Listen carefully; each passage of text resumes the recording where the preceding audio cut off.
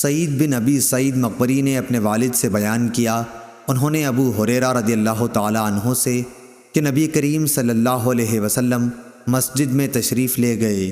اتنے میں ایک شخص آیا اور نماز پڑھنے لگا۔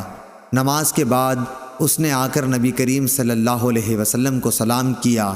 آپ نے سلام کا جواب دے کر فرمایا کہ واپس جا کر دوبارہ نماز پڑھ، کیونکہ تو نے نماز نہیں پڑھی۔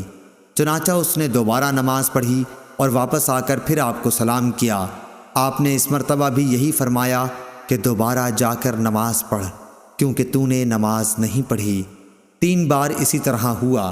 آخر اس شخص نے کہا کہ اس ذات کی قسم جس نے آپ کو حق کے ساتھ مبعوث کیا ہے، میں تو اس سے اچھی نماز نہیں پڑھ سکتا، اس لیے آپ مجھے سکھلائیے۔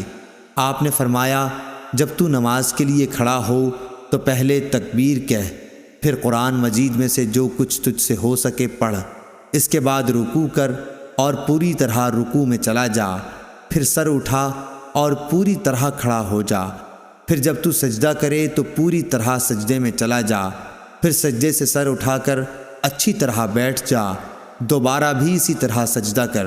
یہی طریقہ نماز کی تمام رکعتوں میں اختیار کر۔ صحیح بخاری حدیث نمبر 793۔